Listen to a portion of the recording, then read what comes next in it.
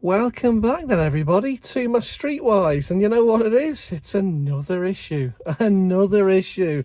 That's why I love it so much, because it causes me such bloody headaches.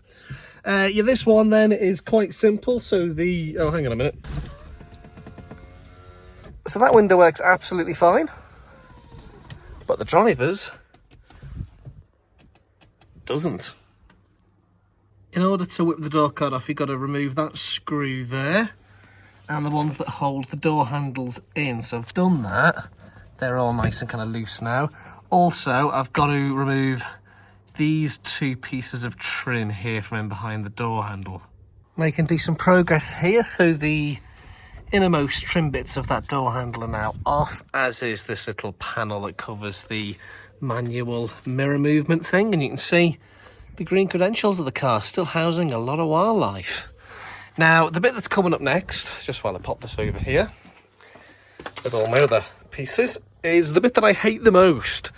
And that is actually levering the door card out of place. I hate doing this, but obviously it has to be done, so bear with me. And it's as simple as that. You just kind of yank it off, don't you? There's probably clips down the bottom that I've destroyed, and you can see some of my gaffer tape repairs have fared really well.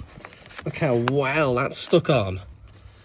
Yeah, not great. It's a sorry sight, isn't it? A really sorry sight.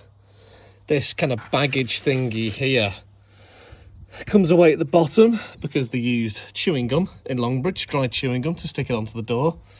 And then water leaks into the interior. So yeah, not great. But I mean, the window mechanism is in here somewhere, isn't it? And that just looks really incredibly uninviting. I really don't want to go in there, but I probably have to. Don't know what to do here, really. Glad to see that my cable tie bodge is still holding, though, for the door. That's cool, isn't it? Happy with that, a year on. I'm about an hour into this job and I've had zero success. I don't know if I'm kind of avoiding maybe the obvious issue. Is it the window regulator? It could be. It's just whenever I press the button in the up direction, I get a ticking noise from the door. So is that the regulator or the motor? I don't know. I did kind of douse all the seals with a bit of WD-40 because I did read online somewhere that if there's any kind of resistance on the window, the motor will just stop. But that hasn't done anything, predictably. A nice, easy fix. Yeah, I'm just reluctant to take all that plastic off there because then water will probably end up in the footwells. And it's just a job I don't really want to be doing late in the evening in cold weather. Gonna do a manual keep fit window conversion? Don't know. Anyway, I'm going to try and swap the switches. Could it be the switches? Could be. So the first screw that lives down there is now out. I'm going to remove that one, this one here, and the mirror one over there. And I mean, as I said, that one works fine, but this one doesn't. Windows. So is it the switches? All right then, little update here. So I whipped the gear knob off. That was remarkably easy to get off.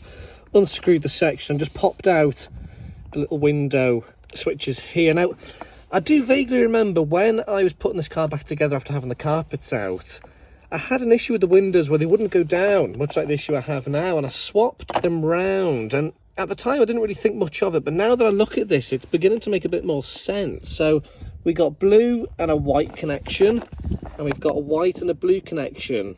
Are you putting two and two together like I did? Shouldn't it be blue and blue and a white and white? This is where it gets interesting. Okay, switch them over then. So we got blue and blue, white and white. Okay, so let's try the one that was working anyway. Oh. Okay, yeah, sorry, that is working. Down and up. That's good. Let's try the one that wasn't working. Yes!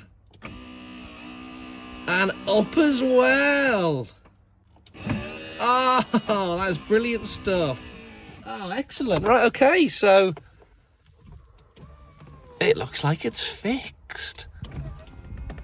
Now, I think that this switch is the problem. I do. That one was the one that was there. And it's what happened when it lived over here earlier on. So that is up. That's what up has always been fine, but down, so Yeah, that looks to be working okay, but sometimes the down button can just be a little bit temperamental.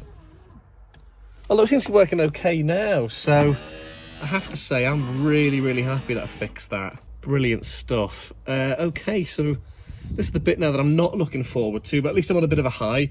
Let's get that door card back on. And I think what I'm going to do is I'm going to take the opportunity just to double brace with a second cable tie in case that one was to fall off. Just trying this window again. It's working okay there. It didn't a second ago, and typically when I went to film it, it worked fine. So yeah, look, I am suspecting a duff switch. But anyway, can pop those back in there and celebrate a job well done. Delighted with that, clip them back down. Same with this one.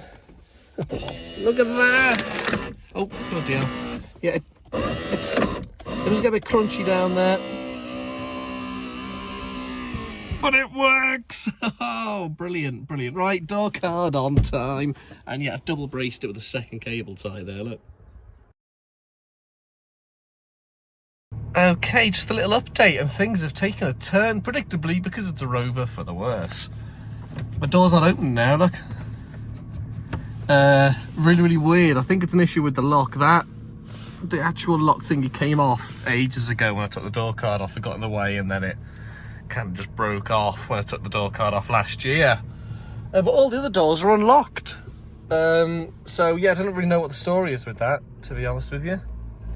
Maybe if I switch the engine off and try and lock it from the inside, will that help me?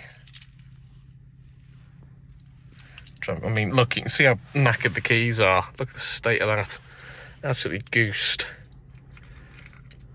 Oh, I don't know. My fingers are cold. Oh, there we go. Has that done anything? No. No. Sorry, you're not watching anything there, are you? Why is it doing that?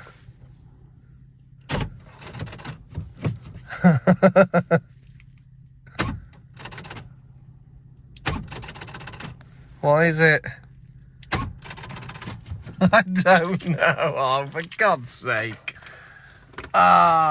Is it worth disconnecting the battery and linking it all back up again? Oh, honestly. I was going to drive the thing to work tomorrow. I might not bother now.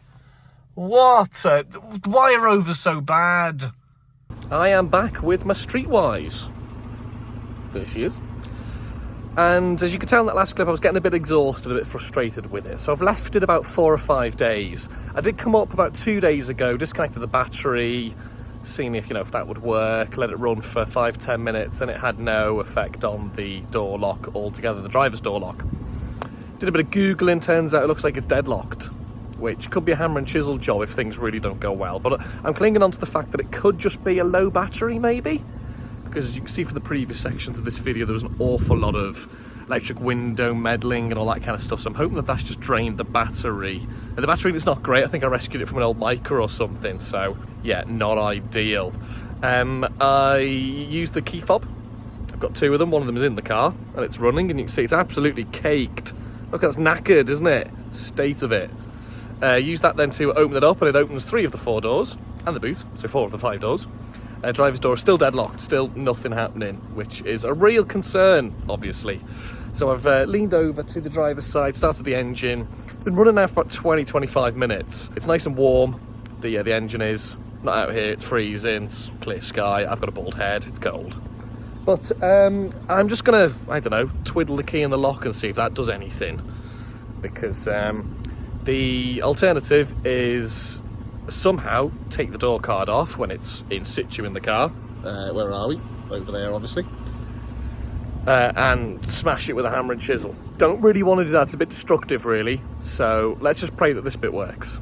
Yeah, so here goes absolutely nothing. As you can see, I've also got the driver's window down just to ease off access. But look, we've still got nothing at all there. So let's just try and see if this works. Which way? It's always forward, isn't it? Oh, hang on a minute. Oh, yo! Get in there. Look at that. Oh, fantastic. Oh, look, I can sit in my Streetwise. Look. I am back, baby. Yes. I really was not expecting that to work at all. I thought it'd just do the usual turn thing in the lock and go, and then just, you know, lock itself again, as it did a couple of days back. But yeah, get in there. So it works. There we go. We got a fully functioning door that opens and closes. Brilliant stuff. And let's just see then. Let's just lock myself in with the fob. Hang on a second. Right, let's try this then. So got my fingernails in it because the button's depressed in there.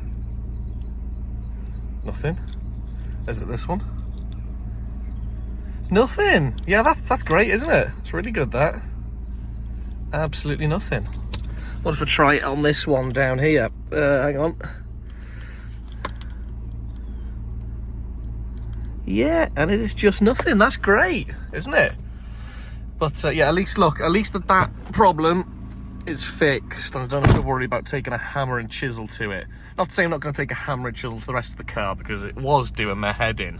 So yeah, as you can see on my smile, I'm chuffed with that, and I didn't really do anything, did I? I just let it run and probably charged the battery. That was clearly the issue. So yeah, fantastic stuff. Going to be more Streetwise action obviously coming soon. I can never go more than about a week without doing something to this thing. So insurance is currently out at the minute on it. I must get that put back on, but just after the myriad of problems this thing had presented me over the last couple of weeks, I thought, no, I'm just putting it away and I'm going to forget about it. But miraculously, they all seem to have corrected themselves.